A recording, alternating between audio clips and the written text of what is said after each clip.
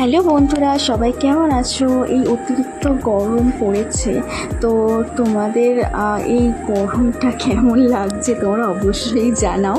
আর এই অতিরিক্ত গরমের সিজনে কাঁচা আমটা খাবো না, এটা তো হতেই পারে না।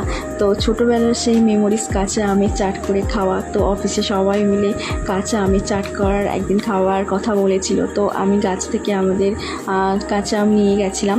তো কাঁচা আমের চাট খেতে কে কে ভালোবাসো, আর কে কে এই জিনিসটা এখনও মিস করো, সেটাও কমেন্ট বক্সে জানিও। তো আমাদের অফিসে আম কাটছিল, এটা হচ্ছে প্রিয়াঙ্কা।